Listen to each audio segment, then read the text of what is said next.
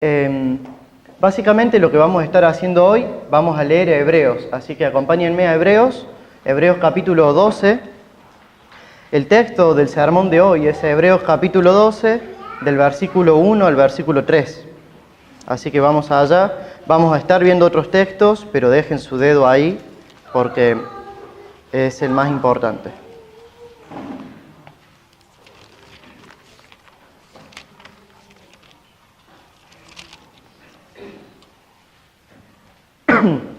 Bueno, leo Hebreos capítulo 12, versículo del 1 al 3. Por tanto, puesto que tenemos alrededor nuestro tan grande nube de testigos, despojémonos nosotros también de todo peso y del pecado que tan fácilmente nos envuelve, y corramos con paciencia la carrera que tenemos por delante. Puesto los ojos en Jesús, el autor y consumador de la fe, quien por el gozo, vayan prestando atención a esa palabra, por el gozo puesto delante de él, soportó la cruz, menospreciando la vergüenza, y se ha sentado a la diestra del trono de Dios.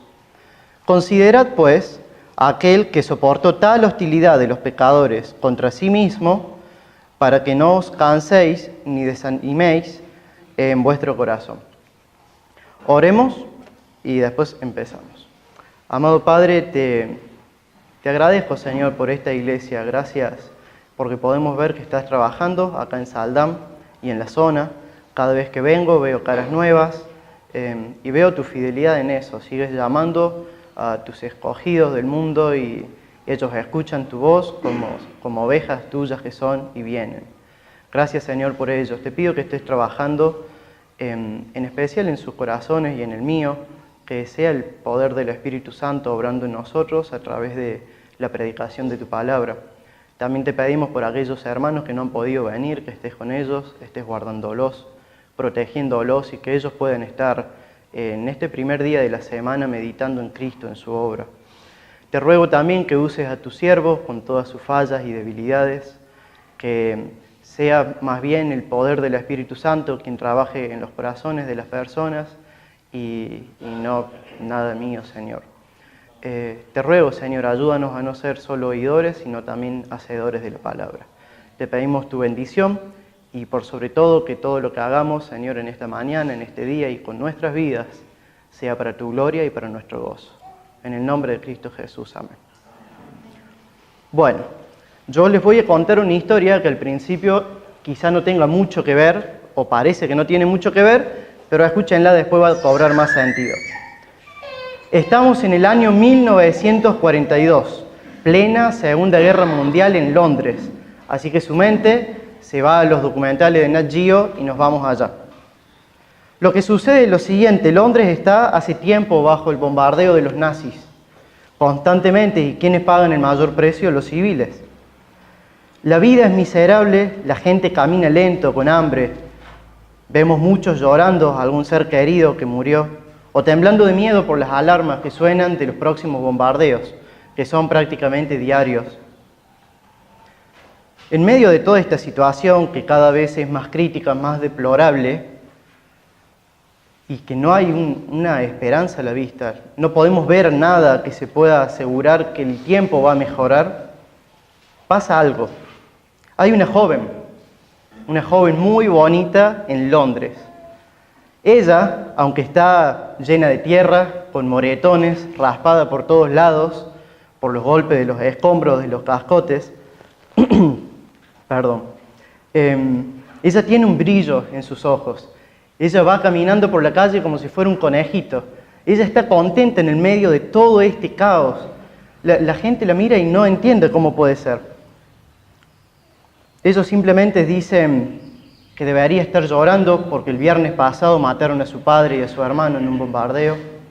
O quizás debería estar quejándose por el hambre que tiene, hace mucho que no comen. O quizá el frío, porque ya ni ropa tienen. La gente llega a un punto en que al ver su alegría, ellos dicen: esta chica tiene que estar loca. No entienden qué pasa. Pero hay un detalle, hay algo que sus vecinos no conocen. Lo que no saben es que ella se está por casar. Eso es lo que a ella la tiene tan contenta. Es que su novio, que se habían puesto de novio el año anterior, antes de que empiecen los bombardeos, Le propuso matrimonio. Es por eso que ella está feliz en medio de este caos. Es por eso que ella está con esperanza, porque ella sabe que algo mejor se acerca. Ella está segura de que algo mejor se acerca. Su novio, su amado, se va a casar con ella. Y ella, como ve hacia el futuro, ella está feliz hoy, en el medio de toda esta miseria. Al cabo de un mes, ella se casa y llega el momento. Emigran y se van para nunca más volver a vivir esta guerra que ha destrozado sus familias. Algunos dicen que se fueron para Argentina, otros dicen que se fueron para Estados Unidos, pero nadie sabe. Los dejo ahí. Entonces, ¿de qué se trata el sermón de hoy? Bueno, el título de nuestro sermón de hoy es La fe y la santificación. ¿Qué tiene que ver esto con la historia que les acabo de contar? Vamos a ir viéndolo. ¿De qué va a constar el sermón? Bueno, tiene 4 puntos para que ustedes vayan pensando. El primero es, ¿qué es la fe? Vamos a intentar definir la fe, no exhaustivamente, pero por lo menos una idea que nos ayude. Segundo punto, ¿en qué se diferencia nuestra fe de la fe del mundo? Tercer punto, que es nuestro punto central, si se quieren dormir hasta acá, duérmanse, pero acá los quiero despiertos. La fe y la santificación, ese es nuestro tercer punto. Y el cuarto punto son las aplicaciones, cómo lo que vamos a aprender hoy de la palabra de Dios se aplica a nuestro día a día. ¿Sí? Entonces, para empezar, ¿qué es la fe? Bueno, vamos a definir primero qué no es la fe, para dejar en claro qué no es. La fe no es un fin en sí mismo. Si quieren pensar en la fe, piensen en ojos. ¿Sí? Van a ver que la Biblia se refiere a la fe como los ojos del corazón. Piensen en la fe así. Si usted se mete en una pieza oscura y cierra los ojos, apaga la luz, haga de cuenta que no tiene ojos. ¿Sí? No es un fin en sí mismo. La fe siempre tiene un objeto, tiene algo a lo que ve. Hay gente que dice, yo creo en la fe. ¿Cómo es eso? Y yo creo en que creo. Simplemente no creen, ellos no tienen fe. Eso es un misticismo, es una superstición. ¿Qué se diferencia la superstición a la fe? Bueno, básicamente en que la superstición es una esperanza ciega en algo que no existe, que no hay ninguna probabilidad. Por ejemplo, algo muy argentino, es que vamos a salir campeón del mundial. Todos van y hacen la cábala, que el fernet con coca, que qué sé yo, pero la realidad es que eso es superstición, eso no es fe, eso no es fe. Ahora, ¿qué sí es la fe? Que esto es lo que a nosotros más nos importa. Bueno, Hebreos 11, capítulo 11, versículo 1, vamos a leerlo. Esto no es una definición, como dije al principio, exhaustiva, ¿sí? Hay mucho más para decir sobre la fe a través de la Biblia, pero esto nos va a ayudar, ¿no? Leo, dice, ahora bien, la fe es la certeza de lo que se espera, la convicción de lo que no se ve. Vamos a intentar pensar un poquito en este texto y vamos a notar que hay 2 palabras muy importantes, certeza y convicción, ¿sí? La fe, sea lo que sea, que ya vamos a ver qué es, produce certeza en el corazón de la persona y lo convence, ¿sí? Eso es fe. También vamos a ver que en la última frase dice de lo que no se ve. La fe puede ver cosas que los ojos físicos no ven, ¿sí? Por eso vamos a ver que más adelante la Biblia se refiere, como dije, a la fe como ojos del corazón. Son los ojos de tu ser interior, ¿sí? Y todos los seres humanos tienen fe. Podríamos hablar de la fe que salva y la fe común, que vamos a ver que hay una diferencia, pero la vamos a pasar por arriba. Entonces definimos a la fe para que se entienda como los ojos espirituales, ¿no? Pero hasta acá, la fe del mundo, o la de las personas que no son creyentes, es igual que la nuestra, digamos. Ellos pueden ver cosas que sus ojos físicos no ven. Por ejemplo, algo que quizá en Argentina no se ve mucho, pero que en otros países sí, el consumismo. El consumismo, dicen los historiadores y los académicos de este siglo, es la religión del siglo XXI. Así fue definido por un economista. ¿Por qué? Porque el consumismo promete algo. Vos mientras más tengas, más feliz vas a ser. Entonces vamos a ver en culturas como, por decir, a Estados Unidos, que el secreto de la vida es tener más y tener lo más nuevo. Yo no sé si vieron cuando salió el iPhone X, que hubo una pelea que terminó una mujer en terapia intensiva por un iPhone X, por un celular. Casi pierde su vida por un celular. Esa es una religión. Te promete gozo a través de tener más, ¿sí? Bueno, hasta acá, su fe y nuestra fe son lo mismo, pero ¿en qué se diferencia nuestra fe? Eso nos lleva a nuestro segundo punto. ¿En qué se diferencia? Bueno, habíamos dicho que la fe son como ojos, ¿sí? Ojos que ven algo. Y la diferencia de nuestra fe es en el objeto que ven nuestros ojos del corazón. ¿Qué es lo que ven nuestros ojos del corazón? O sea, la fe. Bueno, en términos generales podríamos decir que por sobre todo Cristo y su palabra. La fe del cristiano ve a Cristo y su palabra como verdaderos, ¿no? Los historiadores ven a Cristo, a Jesús, como un sujeto que fue real, pero no creen que Él es Dios, ni tampoco creen que esto sea la palabra de Dios. Por ejemplo, los arqueólogos, todo arqueólogo académico tiene que leer toda la Biblia, sí o sí, es un libro de texto para ellos, como para mí sería un libro de Robbins, un autor de administración.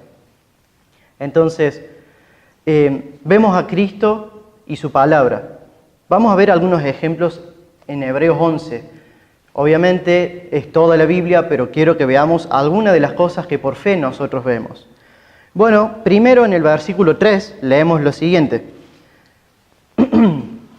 Dice, por la fe entendemos que el universo fue preparado por la palabra de Dios, de modo que lo que se ve no fue hecho de cosas visibles. Y nuestra mente puede divagar entre el Big Bang, Darwin, creacionismo en la idea de que un ser creó el mundo. La Biblia deja en claro que nosotros creemos en que Dios creó el mundo de la nada, por fe. Y la realidad es que todas las personas creen eso.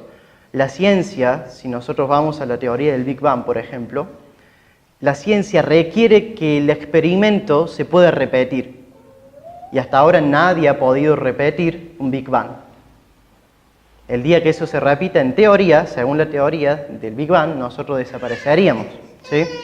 Entonces, segunda cosa que nosotros vemos, por lo menos en Hebreos 11, que creemos, está en el versículo 6. Y leo, dice, y sin fe, prestemos atención a eso, sin fe es imposible agradar a Dios, porque es necesario que el que se acerca a Dios, ¿qué cosa? Crea que Él existe y que es remunerador de los que le buscan. Entonces, por fe creemos que Dios existe. Si yo pregunto, no es necesario que levanten la mano, ¿quién vio a Dios con los ojos físicos? La realidad es que nadie. ¿Sí? Y la mayoría, creo, de los que están presentes acá creen que Dios existe. ¿Cómo lo vieron? Con sus ojos espirituales, los ojos del corazón, la fe.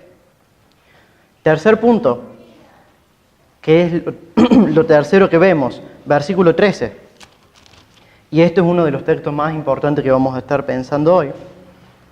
Sería Hebreos capítulo 11, versículo 13, dice, viene hablando de los padres, ¿no? De Moisés, de Abraham. Dice, todos estos murieron en fe, palabra clave, en fe, sin haber recibido las promesas, pero habiéndolas visto. Acá está lo que le decía, la Biblia llama a la fe como si fueran ojos, ¿sí? Es una forma de llamarle. Dice que habiéndolas visto y aceptados con ¿qué? Con gusto. La fe en las promesas de Dios causan gusto, causan placer, causan gozo.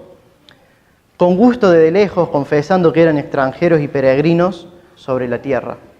Y por cuarto, y última promesa que vamos a ver solamente en el capítulo 11, está en el versículo 26. Otro texto muy importante para nosotros. Versículo 26 dice, y leo, considerando como mayores riquezas, claro, está hablando de Moisés, de por qué él no prefirió quedarse en Egipto, sino que se fue con el pueblo judío, dice, considerando como mayores riquezas el oprobio de Cristo que los tesoros de Egipto, porque tenía la mirada puesta en la recompensa. Algunas aclaraciones. Oprobio podríamos entenderlo como vergüenza, como humillación, como maltrato, como castigo, ¿sí? Entonces, cuarto punto, ¿qué creemos por fe? Creemos y esta es una palabra muy importante, en la supremacía de Cristo. ¿Qué quiere decir la supremacía de Cristo? La supremacía de Cristo básicamente es lo siguiente: si vos tenés una balanza y pones todo el universo de un lado, todos tus gustos, todo el arte más fina, todos los paisajes más hermosos, todos tus seres amados, todos tus pasiones, todos los sueños más hermosos, todos los poemas más bellos, y del otro lado a Cristo, la balanza se va a inclinar para Cristo. Él es más valioso que cualquier cosa que nosotros podríamos llegar a imaginar. Eso es la supremacía de Cristo. ¿Cómo lo creemos? Por fe, con nuestros ojos espirituales. Entonces, hasta ahora, ¿cómo es que estos ojos espirituales y la capacidad que tienen de ver más allá del sufrimiento actual nos ayudan en nuestra lucha contra el pecado, que es la santificación? Para aclarar, santificación es parecernos más a Cristo que al diablo, a nuestro viejo hombre, al pecado, ¿sí? Entonces, ¿cómo nos ayuda? Eso nos lleva a nuestro tercer punto y el más importante. Si alguno se durmió, acá es donde se tiene que despertar. La fe y la santificación. Vamos a aclarar algunas cosas antes de leer los textos. Primero, nuestro corazón se alimenta de gozo. La Biblia enseña que el ser humano, más allá de ser un ser racional, es un ser espiritual. Y el ser humano vive por gozo. Somos devoradores de placer. A eso se llama hedonismo. Lo van a leer, si leen algún libro cristiano puede aparecer. Hedonismo.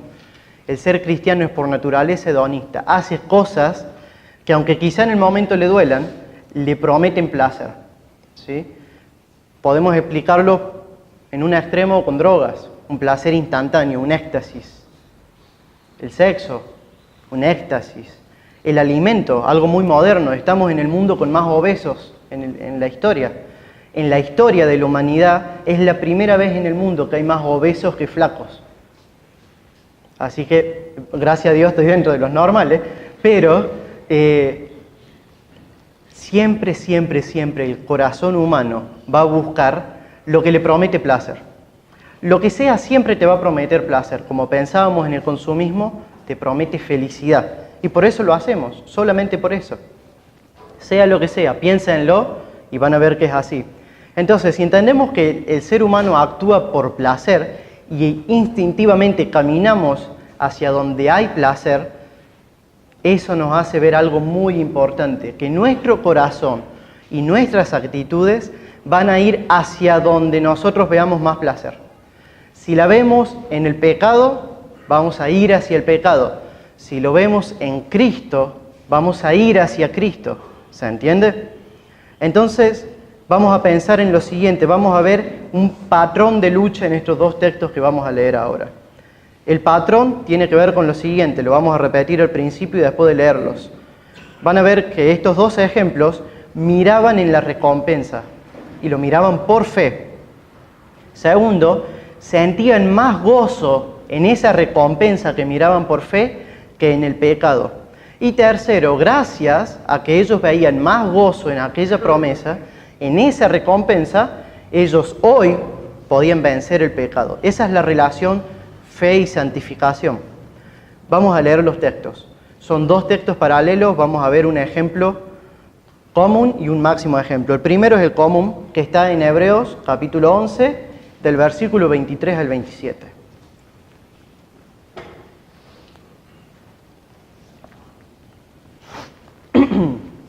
Bueno, leo.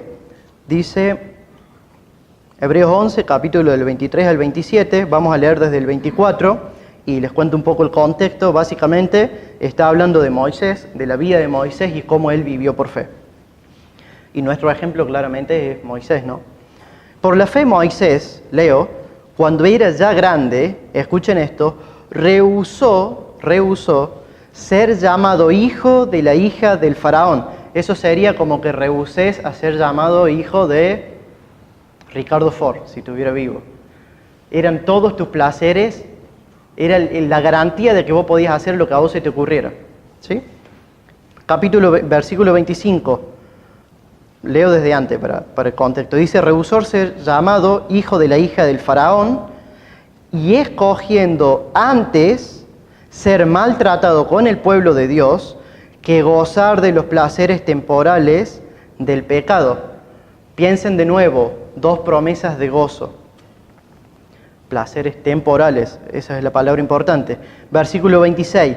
¿Qué pasó? ¿Qué tenía en su mente Moisés? Bueno, Moisés estaba considerando como mayores riquezas el oprobio de Cristo que los tesoros de Egipto, porque tenía la mirada puesta en la recompensa. ¿Ven la conexión?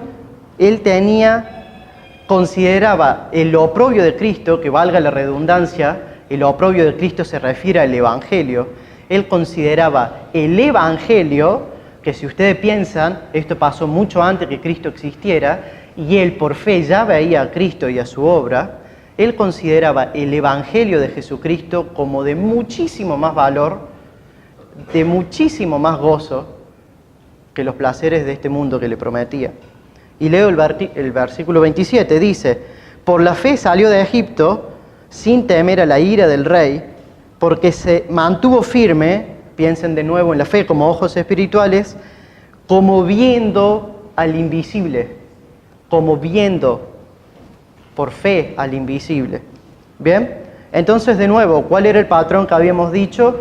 Él miró la recompensa, juzgó, discernió cuáles eran las promesas. Bueno, los placeres del pecado momentáneos, todo es lo que él quisiera. Hablemos de estatus, fama, mujeres, comida, droga. En ese tiempo se fumaba el opio. Si creían que la droga es algo moderno, no, se fumaba el opio. Entonces, él juzgó y tuvo por mayor tesoro la supremacía de Cristo. Esa es la conexión entre la santificación y la fe. Entonces, miraba la recompensa por fe, sintió mayor gozo en aquella recompensa que veía por fe y venció el pecado. Nuestro próximo ejemplo es Jesucristo mismo. Si ustedes creen que esto es algo humano, bueno, el Hijo de Dios lo tuvo que hacer porque es natural de Él, es un atributo que sale de Él. Capítulo 12, versículo 2.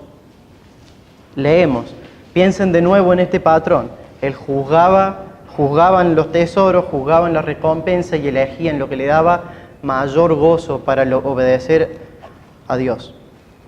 Dice, puesto los ojos en Jesús, el autor y consumador de la fe, quien por el gozo, de nuevo, gozo puesto delante de él, soportó la cruz. ¿Qué hizo? Soportó la cruz. Menospreciando o teniendo por poco la vergüenza que eso le causaba. Si ustedes creen que sufren vergüenza, Jesús era el Rey del universo, es el Rey del universo.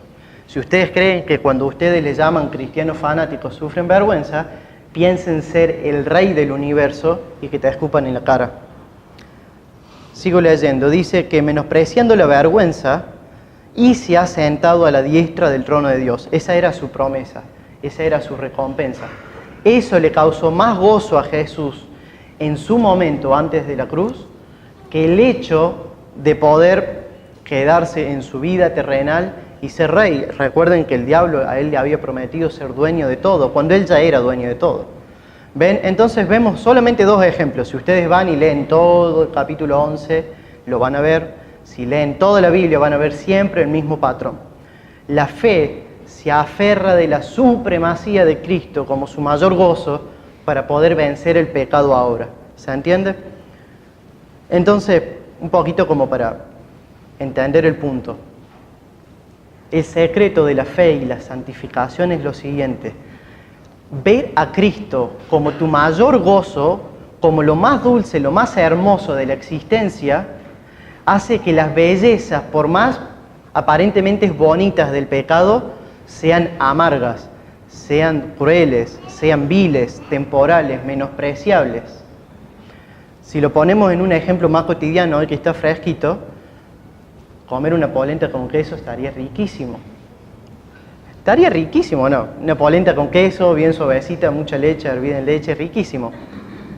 De 10. Pero si al lado vos me ponés una parrillada, jaque mate, va a quedar la polenta para mañana. Porque yo voy a preferir ahora mi mayor gozo, mi mayor gusto, la parrillada, un asadazo, ¿sí? Entonces, es exactamente lo mismo. El pecado nos ofrece placer momentáneo ahora si es real. Cuando vos pecas, no pecas sufriendo. Pecas porque te gusta y pecas voluntariamente. Esa es una realidad que duele, pero es la realidad. Pero ¿cuál es el tema? Cuando vos comparás ese placer a la supremacía de Cristo, pierde valor, pierde importancia y queda a un lado. Entonces, ¿qué pasa si nosotros menospreciamos esto en la Biblia? Bueno, hay dos cosas, hermanos, que va a ser muy importante para ustedes. Su misma alma está en peligro. Un cristiano que no lucha contra el pecado debe dudar de que es cristiano. Es natural del ser cristiano ir en contra del pecado, de luchar. Quizás estás luchando mal. Ya vamos a ver que hay formas de luchar contra el pecado. Pero el cristiano por esencia lucha contra el pecado. Vamos a ver, esa es la peor de las consecuencias. ¿Cuál es la mejor de las consecuencias o la menos peor? Que te vas a hundir. Te vas a hundir en impotencia, en desesperanza, en depresión, en pecado, en vicios. Quizás pierdas tu matrimonio, pierdas tu casa, pero por sobre todo vas a perder tu felicidad. Acompáñenme a Mateo capítulo 14. Vamos a ver simplemente una ilustración de cómo es que esto pasa.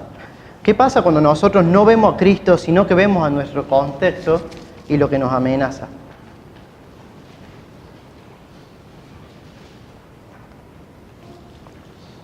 Mientras lo buscan, voy adelantando algo. Todos saben, o creo que todos saben, si no lo vamos a leer, la historia de cuando Pedro camina sobre el agua. Bueno, vamos a leer sobre eso. Vamos a ver qué pasa en esta situación cuando Pedro deja de ver a Cristo. Bueno, leo. Capítulo 14, versículo del 28 al 31. Entonces, aparece Jesús caminando sobre el agua, los apóstoles tienen mucho miedo, y Pedro habla con Jesús y le dice, respondiéndole Pedro, dijo, Señor, si eres tú, mándame que vaya a ti sobre las aguas. Y el Señor le dijo, ven. Y descendiendo Pedro de la barca, caminó sobre las aguas. Otro dato muy importante es que eso no era un charco de agua. Eso era un lago enorme con una tormenta que podía hundir un barco. No sé cuántos han estado en el mar, pero cuando se te viene una ola de 4 metros, te sentís así. Él caminó sobre las aguas, sobre la tormenta, sobre el caos. ¿Se acuerdan la chica que caminaba entre los bombardeos y los escombros? Él caminó sobre ese caos. Dice que caminó sobre las aguas y fue hacia Jesús. Pero, y acá está el gran error, hermanos, si nosotros no tenemos en cuenta la fe, pero, viendo la fuerza del viento, tuvo miedo. Y empezando a hundirse, gritó, diciendo, Señor, sálvame. Obviamente el Señor, en su misericordia, en su ternura, reaccionó como siempre reacciona con nosotros. Dice que al instante Jesús, extendiendo la mano, lo sostuvo y le dijo, hombre que no sabías caminar. No, hombre de poca fe. La Biblia acá no es muy clara, pero si lo pensamos, sí. ¿Él tuvo poca fe o vio el viento y las olas? ¿Cuál de las dos? Bueno, las dos. Lo que pasó es que él creyó, perdió la fe en que Jesús era más poderoso que la ola de 4 metros. ¿Qué hizo él? Se empezó a hundir en esa circunstancia caótica. Vivimos en un mundo caótico, vivimos en un mundo totalmente pecaminoso que constantemente nos va a buscar destruir a través del pecado. El cristiano verdadero ya no se puede perder. Si es realmente cristiano, alégrese porque usted ya no se pierde. Pero el diablo va a hacer todo lo posible para destruirlo y hacerle la vida más miserable que se puede imaginar. Y eso es a través del pecado. Entonces, hermanos, no menosprecien la lucha contra el pecado. Aférrense de la fe. Ya vamos a ver ahora en las aplicaciones cómo hacerlo. Pero aférrense de esta verdad para luchar contra el pecado. La santidad es gozo. Si alguien alguna vez le dijo que ser santo era aburrido, es mentira. Es en Cristo que está nuestro mayor gozo. Vamos a repasar qué vimos hasta ahora. Vimos en el primer punto qué es la fe, la definimos como ojos espirituales que causan certeza en el corazón humano. Segundo punto, ¿en qué se diferencia nuestra fe? Bueno, creemos en la supremacía de Cristo y en sus promesas, en toda la palabra de Dios, la Biblia. Tercero, que es lo último que acabamos de ver, es la fe y la santificación, y vimos este patrón de lucha constantemente para vencer el pecado. Ahora, ¿cómo vivimos esto en el día a día? ¿Cómo nosotros, mañana a la mañana, antes o después o al regresar de salir al mundo, vamos a poder hacerle frente al mundo, al pecado del mundo, con lo que hemos aprendido hoy? Bueno, vamos a ver 3 aplicaciones. La primera y más importante, si hay algún amigo, digo amigo, a aquellas personas que no hayan aceptado a Cristo como su Señor y su salvación, como su Señor y Salvador, perdón. Querido amigo, para vos, hay una realidad, y quiero que vayamos a Hebreos 11, versículo 2. Se me perdió Hebreos, acá está. Versículo 2.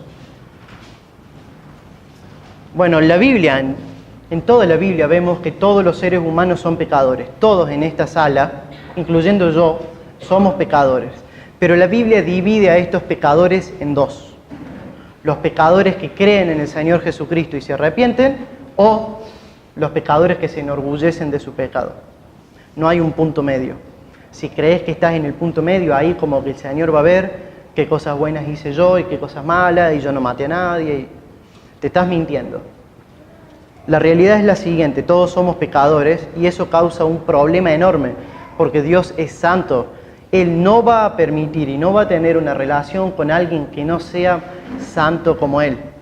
Y acá nos pusieron en jaque mate a todos, porque ninguno de nosotros jamás va a poder ser así. Pero la Biblia nos ofrece una salida. La única salida, no es una salida, es la salida, y es el sacrificio de Cristo, su obra en la cruz. Fue que, como leo,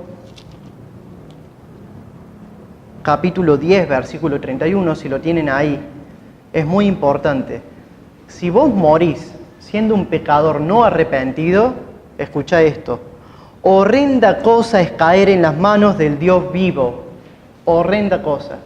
Imagínense que Dios tuvo la capacidad de decir de la nada, hágase la luz, háganse la inimaginable cantidad de especies y árboles y plantas, hágase el ser humano, que es el ser más complejo que hay en la creación después de Cristo, y se creó. Ahora imagínense lo que Él puede hacer para castigarte. Bueno, eso se llama infierno. Es la ira de Dios en el infierno, moliendo tus huesos constantemente durante la eternidad. A eso vas, si no te arrepentís. Y esa es la realidad. ¿Duele? Sí, pero yo prefiero decirte la verdad ahora y no que cuando estés allá diga, uy, el Colorado no me dijo eso. La realidad es que es horrenda cosa caer en las manos del Dios vivo. Y alguien cayó en las manos del Dios vivo, Cristo. Cristo cayó en las manos del Dios vivo para que vos hoy, por fe, no tenga que caer en esas manos del Dios vivo. Dice Hebreos capítulo 11, versículo 2, porque por ella, hablando de la fe, recibieron aprobación los antiguos. Desde Génesis hasta Apocalipsis, todos los hijos de Dios son aprobados por Dios por medio de la fe, porque depositan su fe, miran con sus ojos espirituales y tienen la absoluta certeza y seguridad de que Jesús es su Señor y su Salvador, que Él los limpia de todo pecado. Entonces, amigo, si hoy no te has arrepentido, yo simplemente te digo, arrepentite. El Señor te llama a eso. Es por tu bien, sinceramente. Segunda aplicación para la iglesia de Saldam. ¿Se acuerdan que yo hablaba de la novia que andaba llena de tierra, con raspones, herida? Que ustedes decían, pero ¿qué tiene que ver esto con la fe y la santificación? Bueno, esa novia que estaba en un lugar totalmente destruido es la iglesia del Señor. Esa novia que camina hoy en el medio de las bombas, del humo, perdiendo familiares, sufriendo hambre, siendo atacada constantemente es la iglesia del Señor. Pero nosotros tenemos una esperanza, una alegría que el mundo no entiende, y es que nuestro novio, el Señor Jesucristo, ya nos propuso matrimonio, y Él es fiel, no nos va a dejar plantado en el altar de boda. Él es fiel. Simplemente no podemos decaer. Acompáñenme a leer capítulo 12, versículo 3, dentro del texto clave del sermón de hoy. ¿Para qué el Señor nos explicó qué es la fe? ¿Para qué Dios inspiró al autor para darnos los ejemplos de la fe? ¿Para qué Dios nos mostró cómo vencer el pecado por medio de la fe en Él? Bueno, para esto. Y le habla a la iglesia. Háganse lo propio, iglesia de Saldán. Considerad pues a aquel que soportó tal hostilidad de los pecadores contra sí mismo. ¿Para qué? Para que no os canséis ni os desaniméis en vuestro corazón.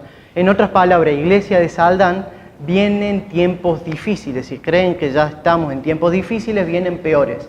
Pero no se cansen, sigan adelante, predican el Evangelio. Sean felices en Cristo. Leía la semana pasada, que se espera para el año 2019 la mayor inflación en 25 años en Argentina. El lobby LGBT de los homosexuales está plantando una lucha sociocultural en Argentina y en Córdoba totalmente brutal.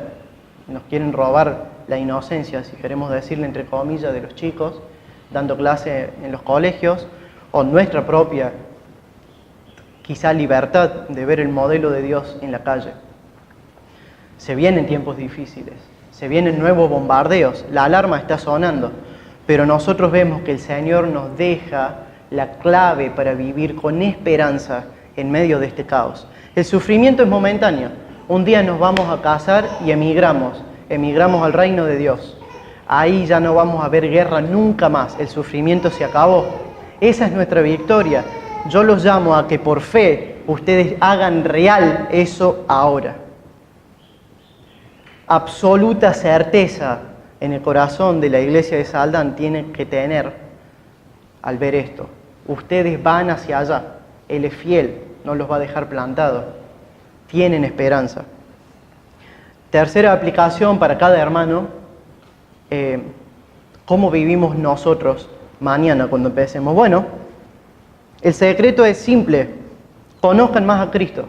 Ustedes no tienen que imaginarse a un Cristo más brillante, más delicioso. Tienen que conocerlo, porque Él hoy ya es más brillante y más delicioso que cualquier cosa que ustedes se puedan imaginar. El gran problema es que nosotros no lo conocemos. Dentro de las disciplinas espirituales vamos a hablar de las 3 básicas. Es el ABC. Esto no es ser un cristiano radical, no es ser John MacArthur, John Piper, ni pastor, ni nada por el estilo. Es el ABC del cristianismo. Simplemente es una mesa con 3 patas, oración, lectura y meditación en la palabra. Oración, lectura y meditación en la palabra diariamente, el mayor tiempo que se pueda. Es la forma de conocer a Cristo.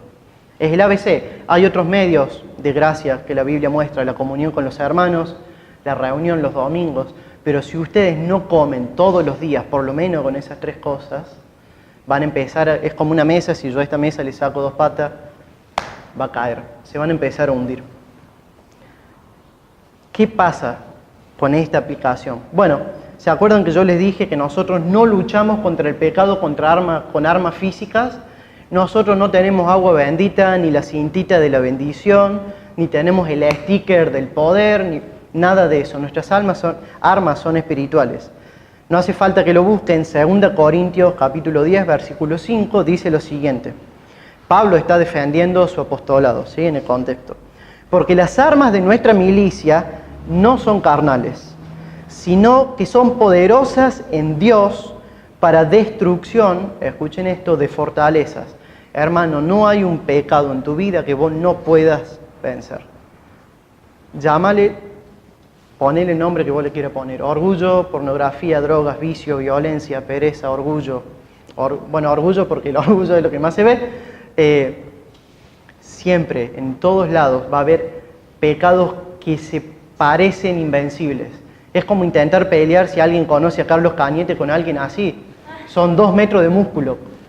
Va a parecer invencible, es una fortaleza, es un castillo con piernas. Bueno, las armas del Señor nos permiten derribar estas fortalezas. ¿Cómo? Derribando argumentos, la autojustificación, toda altivez que se levanta contra el conocimiento de Dios, y escuchen esto, llevando cautivo todo pensamiento a la obediencia de Cristo. Todo pensamiento a la obediencia de Cristo. El pecado, cualquier pecado que ustedes sufran, empieza acá. Todo empieza acá. El pecado sexual no empieza por los ojos ni por el oído. El orgullo no empieza por vestirse bien y aparecer en la tele. Todo empieza acá. ¿Ok? Entonces, nuestras armas en la fe son espirituales, no carnales. Y leo un texto para terminar, ya estamos terminando, Lucas capítulo 24, acompáñenme. Es simplemente para recalcar cuál es el efecto de orar, meditar, y se me fue la tercera, orar, meditar y leer la palabra de Dios, ¿ok? Bueno, Lucas capítulo 24.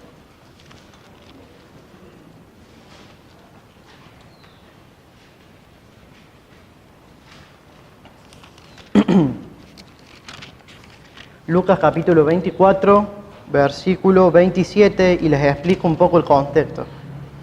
El Señor hacía 3 días había muerto, el Señor Jesucristo había muerto. Estamos en domingo, esto fue escrito, o este suceso relata un domingo.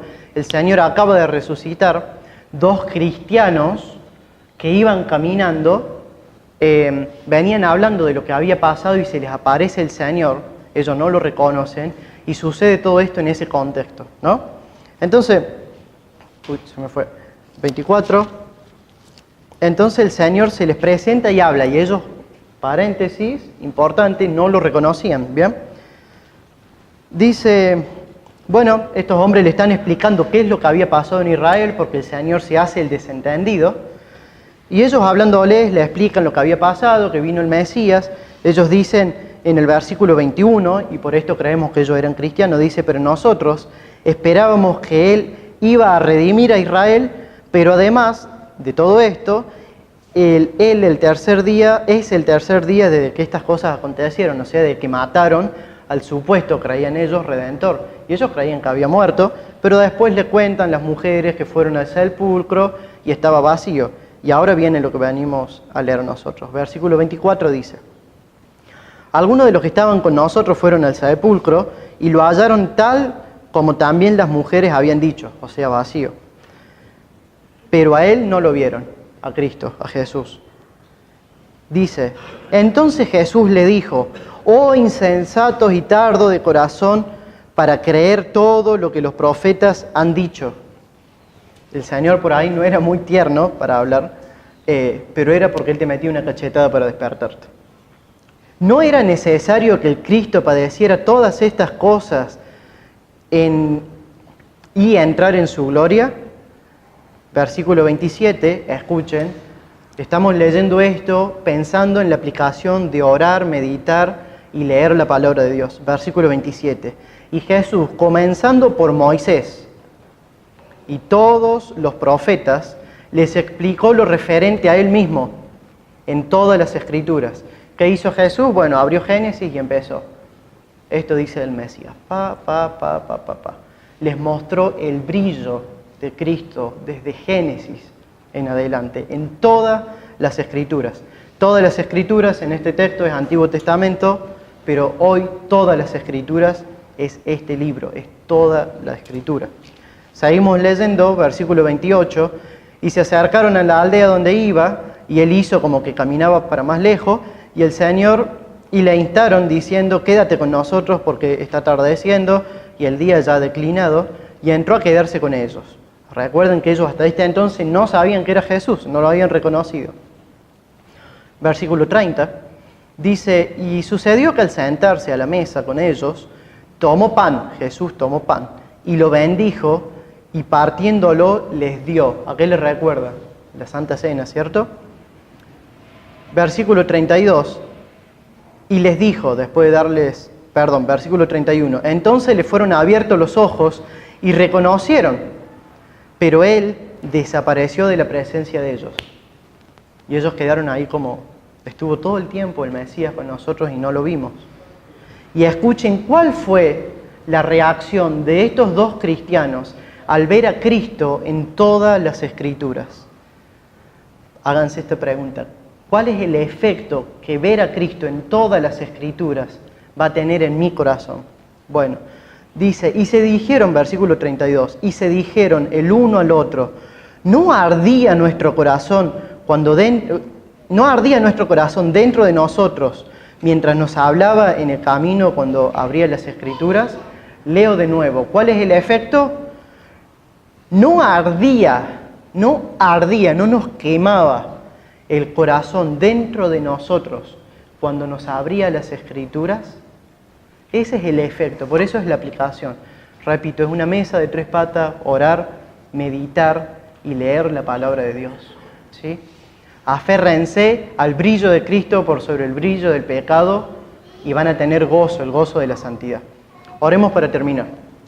Amado Padre, te damos muchas gracias porque en esta mañana, de nuevo, Señor, tú requieres de nosotros piedad, santidad y que sigamos tus caminos, pero sabemos que esto es imposible para nosotros. Y en tu provisión, Señor, has provisto todas estas hermosas enseñanzas y formas para mostrarnos a nosotros cómo vencer el pecado, cómo ir en contra de nuestra naturaleza pecaminosa. Gracias, Señor, porque te has revelado. Gracias por Cristo, porque su brillo es mayor que cualquier cosa, mayor que el sol.